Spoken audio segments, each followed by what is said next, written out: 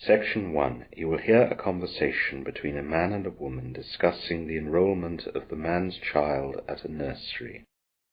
First, you have some time to look at questions 1 to 5.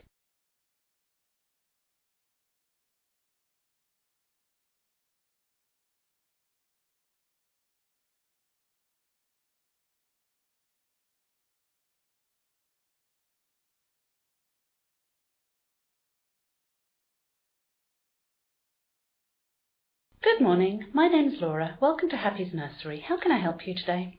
Good morning. My wife and I were hoping that we might be able to enroll our daughter with you. We do have space, so that should be fine. What's the age of your daughter? She's 2. Okay. Now, I need to take some details first. Of course. To begin with, I need your and your wife's names. My name is Luke Beckett, and my wife's name is Gloria Beckett. Would you spell Beckett for me, please? It's Beckett. And Gloria? Gloria. Thank you. And can I assume that you both live together at the same address? Yes, we do. Can I have the full address? It's 40 Castle Crescent, Backley. And the postcode? It's BA 37TR. Thank you. Now, can I take some telephone numbers for you and your wife? Of course. Our home number is 01538 853 285.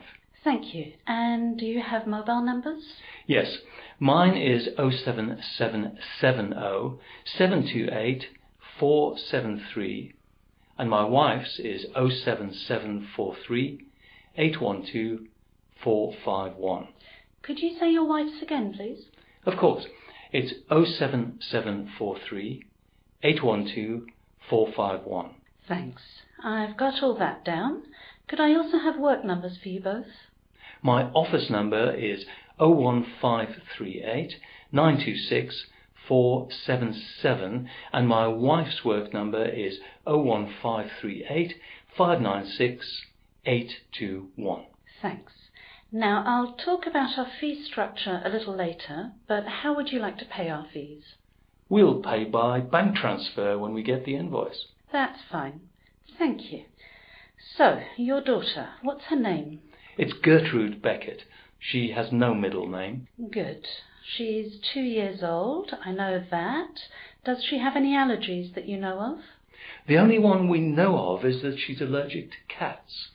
Okay, I've made a note of that. It won't be a problem. There are no animals in our nursery and none of our teachers has a pet. Good. That's very reassuring. Before the conversation continues, you have some time to look at questions 6 to 10.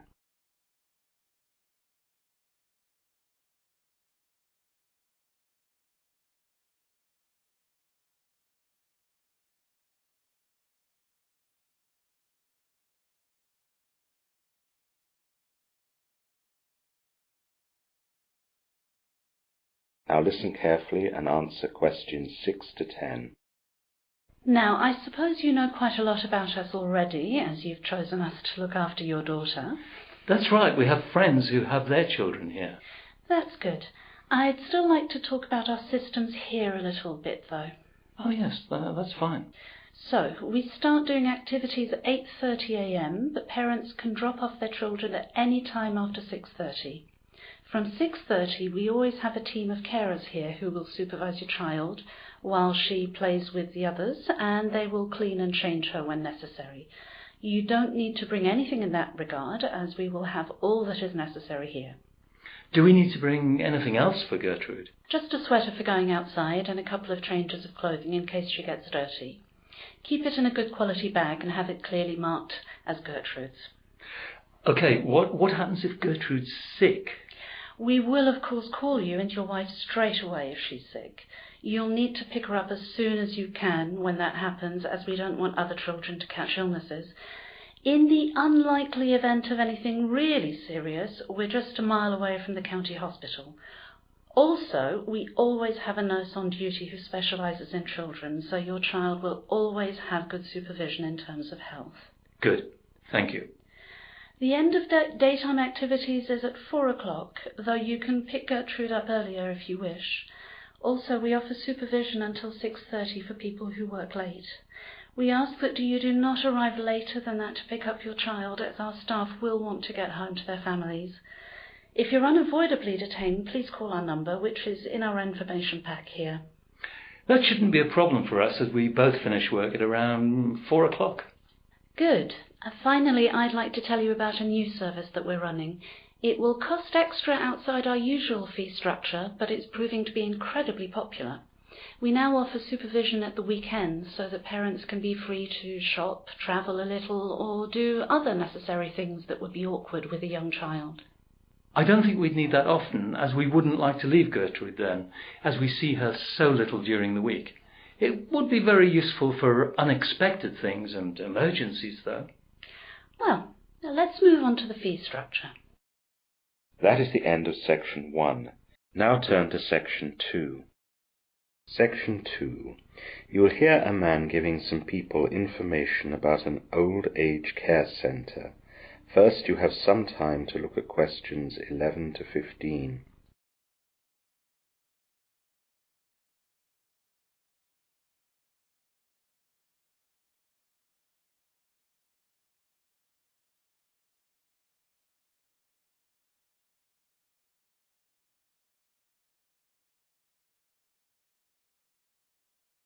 Now listen carefully to the information talk and answer questions 11 to 15.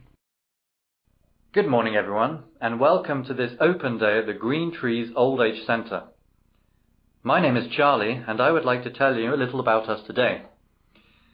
I have met some of you already, and I know that some of you are thinking of coming to stay here yourselves, and some of you are here to see if it will suit a friend or relative of yours. So, we offer skilled elderly care for up to 60 residents. We have places for both men and women, with men being accommodated on the first floor and women on the second floor. We have 3 lifts that service all the floors for those who find stairs challenging.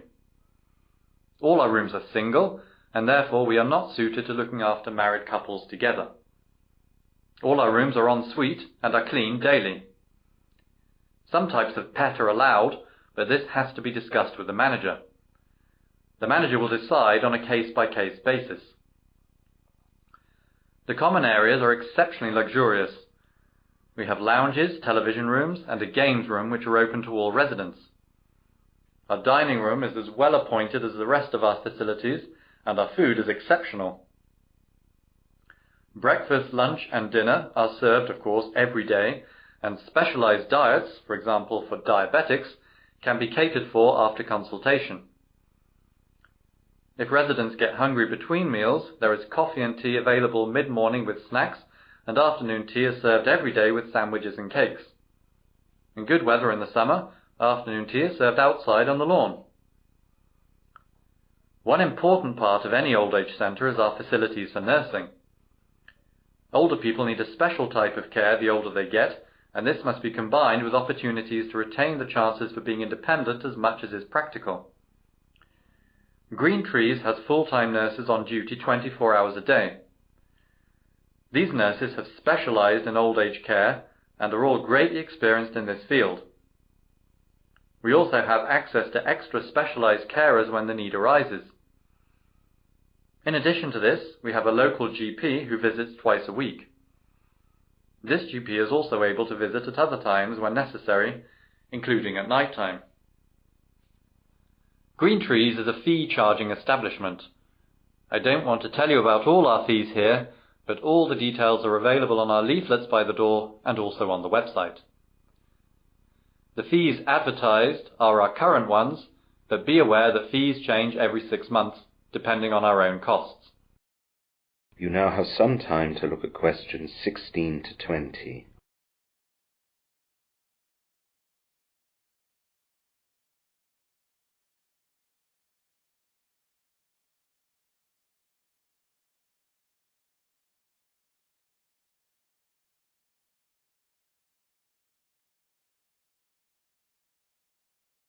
Now listen to the rest of the information talk and answer questions 16 to 20. Green Trees also has a variety of activities for our residents, both inside and outside our premises. Our activities provide our residents opportunities to have fun, exercise their brains and bodies, and meet new friends. Twice weekly we have sessions in our games room. This includes playing cards, bingo, board games, quizzes, and lots of other activities. At Green Trees we know it's important to meet different people, and so residents are always allowed to invite a guest to these evenings. In this way, everyone gets to meet new people and develop new friendships. We also have regular puzzle sessions at different times of the day, with crosswords, Sudoku, and other stimulating and fun activities. One exciting and new venture that we're doing right now is getting residents to tell their life stories. Sometimes it's not so easy to recall everything, but the attempt often brings back things previously forgotten. We also encourage the recollections to be recorded or written down, which is great for younger relatives who find out things that they never would do otherwise. All these activities lead to fitness in the brain for seniors, and this has become an important part of lifelong well-being. It's equally important to get out of Green Trees from time to time. We run regular visits to the theatre, ballet, opera, cinema, local markets, and to places of local interest. We only organise one-day trips in case our residents get too tired. Family members can of course take residents out for overnight trips or longer whenever they want. We ask, of course, to be kept informed of any time spent away, so we can organise our food and care schedules accordingly. One very popular activity in Green Trees is gardening. We have extended gardens, and when the weather is appropriate, residents can change their clothes and go outside and get dirty. Gardening can be a very fulfilling activity for the elderly. Tending plants can overcome feelings of isolation by giving individuals the opportunity to play a more active part in the world around them. Being responsible for the care of plants can also help residents feel more in control. The problem for a lot of elderly people is that manual work in the garden can cause serious aches and pains, whilst also worsening existing problems. We will give you training and the special tools that will help you stay safe and healthy. Our 2 gardeners will also be there to supervise and give advice, and I'm afraid residents also have to follow their orders about what is planted and where. That is the end of Section 2. Now turn to Section 3. Section 3. You will hear 4 students discussing their engineering work placements. First, you have some time to look at questions 21 to 25.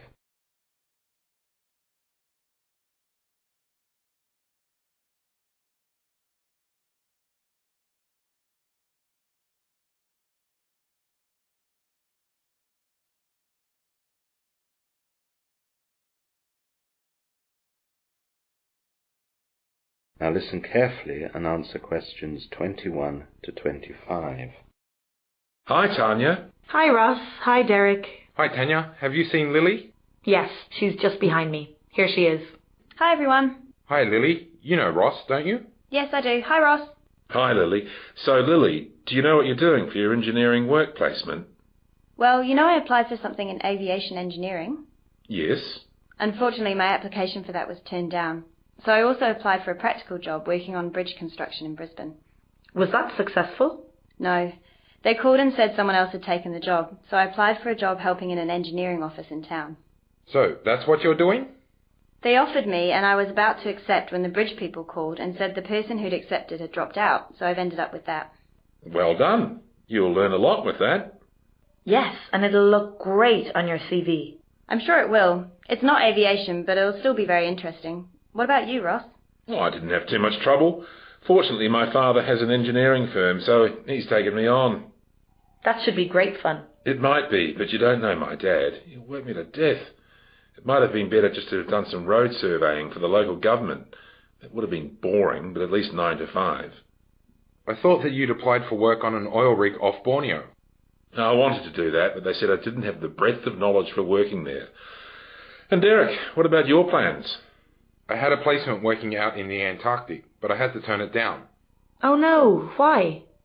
I was worried about the extreme cold, but they said that I'd be okay with that. My dad's a doctor in a hospital, and he said that the months I was there would present no problems. However, my old trouble with blood circulation was noticed by the company supervisor working there, and she said it was too big a risk being so far from a hospital, in case this came back. That's a shame. Yes, it is, but I've got a good placement in Brisbane's Department of Roads. That fits in with what I want to do when I graduate, so things worked out well in the end. So that leaves you, Tanya. I had 3 offers in the end. Good for you. What were they? My tutor recommended working in a shipbuilding yard, as he's got some contacts there. He said I'd get a really constructive job there. The second was in gas drilling, as my cousin works in that, and he said he'd sort me out with something with him, where I'd learn a lot. The last was for the city engineering department. My boyfriend works there, and he wants me to be close. Which did you choose? Well, I've always been interested in geology and the search for underground wealth, so I chose the one searching for gas.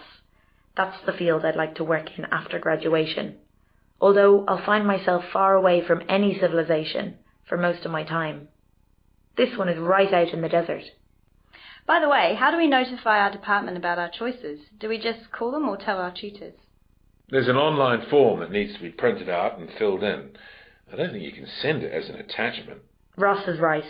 It needs to be signed by your tutor, and they need an original for their copy, so it needs to be given in face to face. You'd think that nowadays they'd accept the scan of a signed document that was sent by email. I mean, it's valid legally. You know our professors. Some of them don't even know how to open their email. You now have some time to look at questions 26 to 30.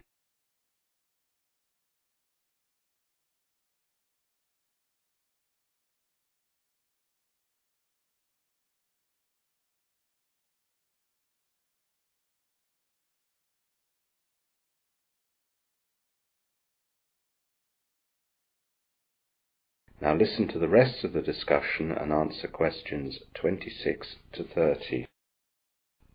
So Tanya, working in the desert, that'd be a bit scary, won't it? I expect when I go at the start it'll be a bit frightening, but I've been told that you get used to it very quickly. So you're drilling for gas? That's right. That sounds interesting. We haven't studied many things like that, though. I know. So I've been studying it myself for a couple of months. The gas drilling station is a fairly standard assembly. The wellhead is where the hole to the gas reservoir starts, and it's above ground, next to a monitoring facility. That's where I'll be most of the time. The drill has to pass first through the normal earth until it hits a shale rock layer at around 40 meters. After that, it passes through some capped rock and finally some storage rock. Then it hits the gas reservoir. Is it a long process? Quite long. The shale rock is easy to pass through, but the other layers are very hard and thick. So once the drill hits the gas reservoir, it's just a matter of monitoring. No. There's a constant need for working out how much gas is left and where the best place is to get it from. This means other holes may need to be drilled, and that's what I'll be doing. We have secondary holes at different depths to the side of the primary drill hole, and underground sensors at the bottom send up information to the monitoring facility. This data then needs to be analysed. It'll be a fantastic thing to do, Tanya, and it'll be a great experience. If you want to work in that field later, it'll really help you find a job. It'll be quite a lot of pressure on you also. You'll be in the desert with a few colleagues making drilling decisions that will cost a lot of money. Not quite. We'll be analysing the data, but we'll be connected by satellite to the head offices, and it'll be the people there who make the decisions of whether to drill or not. Oh, good. That'll take the stress away. I'd hate to think what would happen if I had to make all the decisions out there. I don't think they'd let me do all the decision by myself in any situation. Anyway, it's not as if I'll be on my own out there. Don't you think you'll go crazy being stuck out there in the desert? Our placements are for 6 months, and after 6 months in the desert, I'd be feeling very strange. It won't be that bad. The teams that work out there are on 4-week rotations. Everyone then gets a week off, and then they go to a different station. My situation will be different. After my 4-week rotations, I'll be taken back to the city for 4 weeks, and then I'll just do 9 to 5 on weekdays at the head offices until I return to my drilling station. It's a good mixture. Back in the head offices, I'll be able to see what they do with the data that we collect out in the desert. Well, that all sounds very exciting. That is the end of section 3. Now turn to section 4. Section 4. You will hear a lecture on hypnosis, hypnotism and hypnotherapy. First, you have some time to look at questions 31 to 40.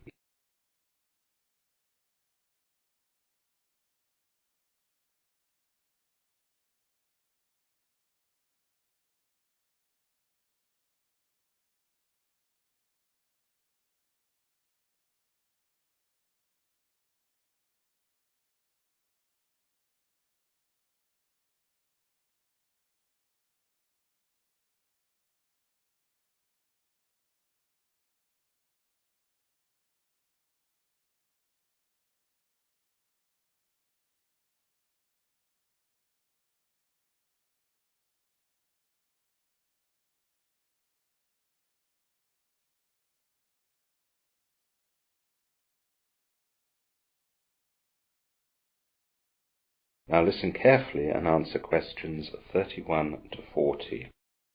Hello everyone. Today in our psychology lecture we're going to look at hypnosis, hypnotism and hypnotherapy. First of all, let's look at some definitions. Hypnosis is an inferred psychophysiological state characterized by greater possibilities for influence and is thought to be an altered state of consciousness. Hypnotism is the study and use of suggestion with the presence of hypnosis, while hypnotherapy, or clinical hypnosis as it's sometimes referred to, is a form of therapy in which the use of hypnotism constitutes the core of the treatment. Simply speaking, hypnosis is an altered state of consciousness. Hypnotherapy, therefore, is the use of an altered state of consciousness, or trance, for a therapeutic endpoint. This means that people are not treated with hypnosis, but are treated in hypnosis.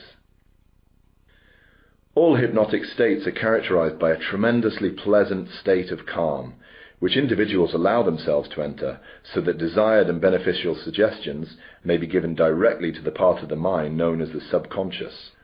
Under hypnosis, the conscious and rational part of the brain is temporarily avoided, making the subconscious part, which influences mental and physical functions, receptive to therapy.